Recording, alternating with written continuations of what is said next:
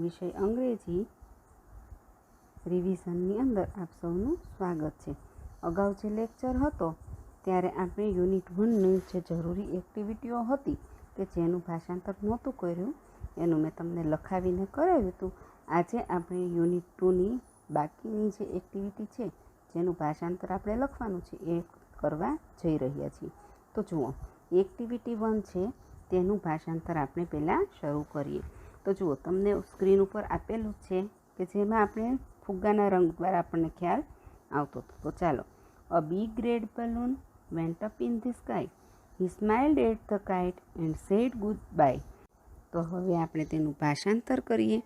એક મોટો લાલ ફુગ્ગો આકાશમાં ગયો, તે પતંગ સામે મલક્યો અને આવજો બોલ્યો।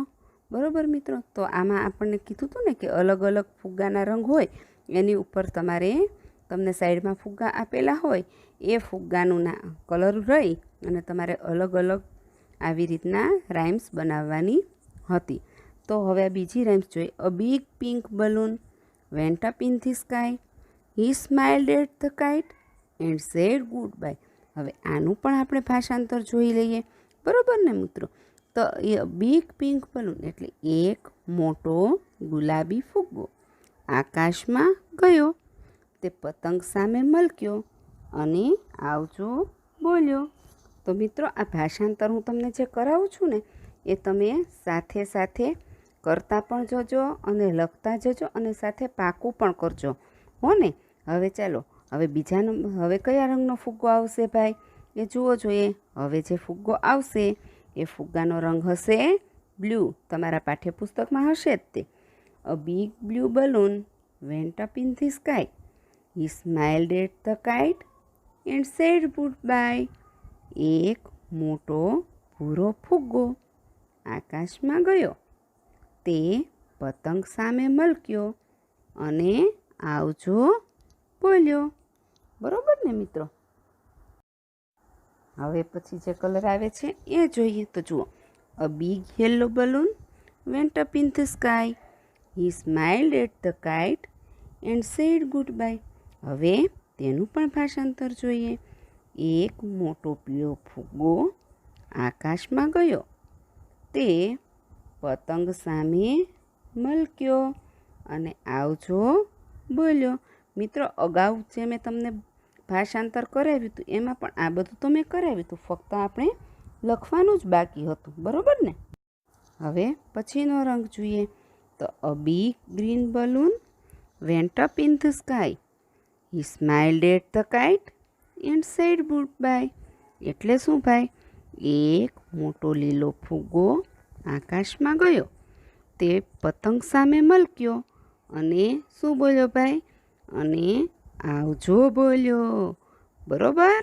આમ જ લખવાનું છે, હો ને આપણે? હવે પછીનો કલર ઓરેન્જ, બરાબર ને? A big orange balloon went up in the sky, he smiled at the kite and said goodbye. એટલે શું? એક મોટો નારંગી ફુગ્ગો આકાશમાં ગયો, તે પતંગ સામે શું મલક્યો અને શું બોલ્યો ભાઈ? અને આવજો બોલ્યો। આવજો બોલ્યો તો ને? તો આપણે કેવું પડે ને ભાઈ કે તે આવજો બોલ્યો। તો મિત્રો, હવે આપણે એક્ટિવિટી 6 તરફ જઈએ। તો એક્ટિવિટી 6માં આપણને 4 આકારો ઉપરથી એક ગીત બનાવીને આપેલું છે। તો ચાલો શરૂ કરીએ। અ triangle has 3 sides, 3 sides, 3 sides. A triangle has 3 sides, count 1 2 3। એટલે શું ભાઈ? એનું ભાષાંતર શું થશે? તો કે ત્રિકોણને 3 બાજુ હોય છે। કેટલી બાજુ હોય ભાઈ? 3 બાજુ, 3 બાજુ। શું પણ 3 બાજુ કોને હોય? તો કે ત્રિકોણને 3 બાજુઓ હોય છે। તો આપણે ગણવી પડે ને, તો ગણો 1 2 3। આ થઈ ટ્રાયેંગલ એટલે કે ત્રિકોણની વાત। હવે પછીનો આકાર કયો છે ભાઈ? તમને ચિત્રમાં પણ દેખાય છે કે ચિત્રની અંદર તમને ચોરસ આકાર દેખાય છે ને? તો હવે આપણે ચોરસ આકારની વાત કરવાની, બરાબર ને મિત્રો? તો ચાલો ચોરસનું જોઈએ। અ square has four sides. Four sides, four sides. A square has four sides. They are all the same. એટલે તે બધી સરખી હોય. તો ચાલો એનું પણ ભાષાંતર જોઈએ કે ચોરસની ચાર બાજુ હોય છે. કેટલી બાજુ હોય? ચોરસની ચાર બાજુ હોય. ચાર બાજુ, ચાર બાજુ. ચોરસની ચાર બાજુ હોય છે. પણ કેવી હોય? જુઓ જોઈએ, બધી સમાન હોય. એટલે કે ચોરસની જે બાજુઓ હોય બધી, એ બધી એક જ સરખી હોતી હોય છે. ચોરસની ચારેય બાજુ સરખી હોય. બરાબર મિત્રો? હવે એના પછી શું છે ભાઈ? એના પછી તો લંબચોરસ છે. તો ચાલો એનું પણ જોઈ લઈએ. A rectangle has four sides. Four sides, four sides. A rectangle has four sides. Two short and two long. ચાલો આમાં રેક્ટેંગલમાં શું અલગ છે ભાઈ? રેક્ટેંગલને પણ ફોર સાઇડ્સ જ છે, એટલે કે ચાર બાજુ જ છે. તો એમાં અલગ શું પડે છે? તમને ચિત્રની અંદર સ્ક્રીન ઉપર ચિત્ર દેખાય છે ચોરસનું અને લંબચોરસનું. તો એમાં બંને આકારોમાં તમને તફાવત તો ખ્યાલ આવી જ જતો હશે કે લંબચોરસની જે બે બાજુ છે એ ટૂંકી હોય અને બે લાંબી હોય. તો જુઓ એનું ભાષાંતર પણ સ્ક્રીન ઉપર દેખાય જ છે આપણને કે લંબચોરસને ચાર બાજુ હોય છે. ચાર બાજુ, ચાર બાજુ. લંબચોરસને ચાર બાજુ હોય છે. તો એ ચાર બાજુની અંદર બે બાજુ ટૂંકી હોય અને બે બાજુ લાંબી હોય. હવે એના પછીનો આકાર જોઈએ તો circle goes round and round, round and round, round and round. A circle goes round and round. No beginning, no end. ભાઈ આ તો નવું આવ્યું. સર્કલ એટલે શું થાય? તો કે વર્તુળ. તો એનું શું છે ભાઈ ભાષાંતર? જોઈએ, વર્તુળ ગોળ ગોળ ફરે છે. ગોળ ગોળ, ગોળ ગોળ. વર્તુળ ગોળ ગોળ ફરે છે. તો વર્તુળ ગોળ ગોળ ફરે છે, બરાબર? કોઈ શરૂઆત નહીં, કોઈ અંત નહીં. તો ભાઈ વર્તુળ હોય તો એની શરૂઆત ક્યાંથી થઈ હોય અને ક્યાં અંત હોય એ આપણને કંઈ ખ્યાલ આવતો હોય નહીં. એટલે વર્તુળ ગોળ ગોળ ફરે છે પણ તેની કોઈ શરૂઆત કે કોઈ અંત હોતું નથી. હવે આપણી એક્ટિવિટી 12 જોઈએ, એટલે કે 12મી એક્ટિવિટી. તો જો આમાં ચિત્ર આપ્યું છે એ ઉપરથી જ આપણે જોઈએ તો જુઓ બાજુમાં શું લખ્યું છે? This is a small shop. It is Maganbhai's fruit shop. The shopkeeper's shirt is pink. His cap is red. The grapes are green. તો ચાલો આનું પણ આપણે ભાષાંતર કરીએ. તો આ એક નાની દુકાન છે. તે મગનભાઈની ફળની દુકાન છે. દુકાનદારનું શર્ટ ગુલાબી છે. દુકાનદારના શર્ટનો કલર કેવો છે ભાઈ? તો કે ગુલાબી છે. તેમની ટોપી લાલ છે અને દ્રાક્ષ લીલી છે. બરાબર મિત્રો? હવે એના પછીનો પેરેગ્રાફ આપણે જોઈએ. ચાલો તો જુઓ શું છે પછીના પેરેગ્રાફમાં? કે a boy is talking to him. He is Salim. He has a basket in his hand. His basket is green. The boy's cap is blue and white. તો આનું ભાષાંતર શું છે ભાઈ? ચાલો જોઈએ. એક છોકરો તેમની સાથે વાતો કરી રહ્યો છે. તે સલીમ છે. તેના હાથમાં થેલી છે. બાસ્કેટ એટલે થેલી. તેની થેલી લીલી છે. છોકરાની ટોપી ભૂરી અને સફેદ છે. જો મિત્રો આમાં જે છોકરો એની સાથે વાત કરે છે એની વાત કરી તો કે છોકરાનું નામ સલીમ છે. તેના હાથમાં થેલી છે અને થેલીનો રંગ લીલો છે અને ટોપીનો રંગ ભૂરો અને સફેદ છે. હવે પછીનો પેરેગ્રાફ જોઈએ. Look at the bananas. There are yellow bananas. There are green bananas. Look at the signboard. It is red and blue. તો આમાં શું કીધું છે ભાઈ?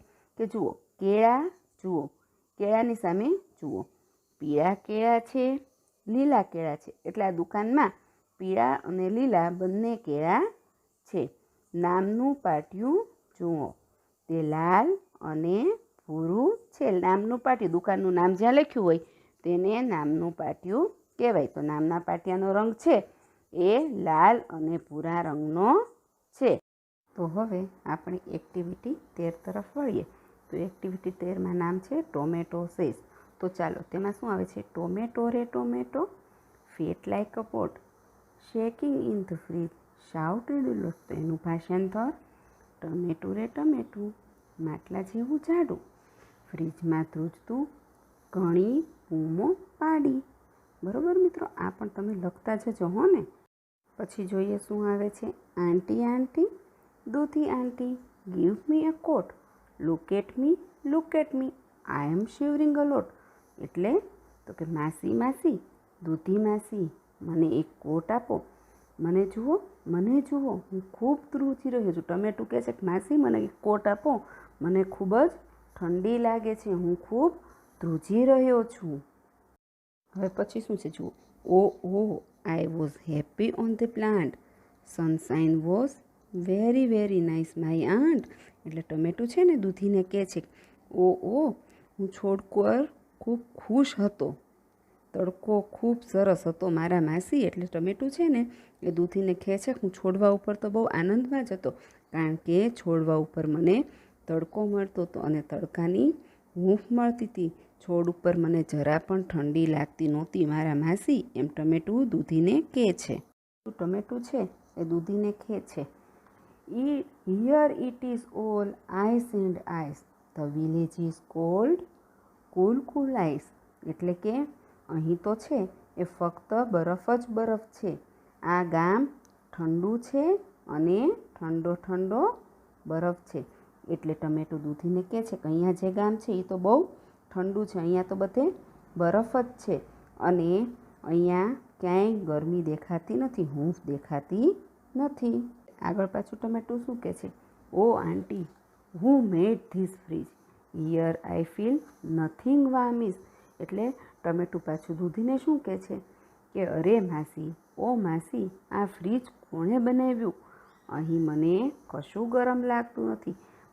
ફ્રીજની અંદર ટમેટાને ઠંડી લાગે છે. એટલે આ બધી ફરિયાદ ટમેટું છે એ દૂધી માસીને કરે છે અને કહે છે કે આ ફ્રીજ કોણે બનાવ્યું છે કે જ્યાં આટલી બધી ઠંડી જ હોય, જરા પણ ગરમીનો અહેસાસ જ ન થાય. પછી tip tap came Pinky hungry, open the fridge and took out ghari. એટલે આ વાત થતી હોય છે એ સમય દરમિયાનમાં ટીપ ટેપ ભૂખી પિંકી આવી, ફ્રીજ ખોલ્યું અને ઘારી બહાર કાઢી. એટલામાં શું કીધું કે આ બધી વાતો ટમેટું અને દૂધી માસી કરતા હોય છે એ દરમિયાનમાં જેના ઘરમાં ફ્રીજ હોય છે એ ઘરમાંની એક છોકરી પિંકી છે બહાર આવે છે અને ફ્રીજ ખોલી અને ઘારી બહાર કાઢે છે. આ સમય દરમિયાનમાં suddenly the radish moved about, tip tap came tomato out. એટલે કે જેવી ઘારી બહાર કાઢે છે પિંકી એ સમય દરમિયાનમાં અચાનક મૂળો હલ્યો. ટીપ ટેપ બહાર આવ્યું ટમેટું. મૂળો હલ્યો એટલે એનો ધક્કો છે એ ટમેટાને વાગે છે અને ટમેટું ટપ કરતું બહાર દળતું આવે છે. ટમેટું બહાર દળી આવે છે એટલે મૂળો હલ્યો એટલે ટમેટું ફ્રીજની બહાર આવે છે. પછી શું થાય છે એ આપણે જોઈએ. Soon sun ran across the sky, gifted a tomato coat of warm sunshine. એટલે શું? તો કે થોડી જ વારમાં સૂર્ય આકાશમાં દોડ્યો, ટમેટાને ભેટ આપી એક હૂંફાળા તડકાના કોટની.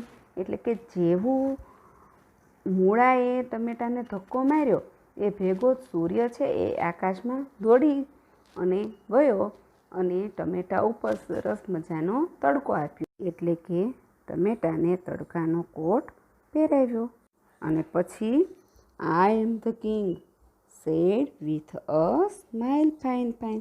એટલે ટમેટું છે ને કોટ પહેરે છે પછી શું કહે છે? હું રાજા છું એમ એ સરસ મજાના સરસ સ્મિત સાથે બોલે છે. તો મિત્રો, આ જે મેં તમને અત્યારે સમજાવી એક્ટિવિટી 13 એ ઉપરથી તમને કંઈ ખ્યાલ આવ્યો? આવું તમારે ચોથા ધોરણના પાઠ્યપુસ્તકમાં એક કવિતા છે છે ને. તમારે પાઠ્યપુસ્તક છે અત્યારે અંગ્રેજીનું, એમાં એક્ટિવિટી આ શરૂ થઈ છે, ત્યાં લખેલું જ છે કે તમે તમારા ગુજરાતીના પાઠ્યપુસ્તકમાંથી આ કવિતા શોધો. તો તે કવિતા કઈ છે તમને ખ્યાલ જ હશે. ચાલો એ કવિતા જોઈએ. તો એ કવિતાનું નામ છે ઠંડી. એના લેખક છે કૃષ્ણ દવે. ચાલો તમે બધા મારી સાથે ગાજો હો ને. કહે ટમેટો મને ફ્રીજમાં બહુ લાગે છે ઠંડી, દૂધી માસી ચટ પહેરાવો બંડી. આના કરતા હતા ડાળ પણ રમતા અડકો દડકો, મીઠો મને જ લાગતો એ સવારનો તડકો. અહીં બસ તો છે ઠંડી અને બરફના ગામ, કોણે ફ્રીજ બનાવ્યું જે નથી હૂંફનું નામ. ત્યાં દરવાજો ખુલ્યો ફ્રીજ લેવા માટે કારી, મૂળા ભાઈએ ટમેટા ટપાક ટપલી મારી.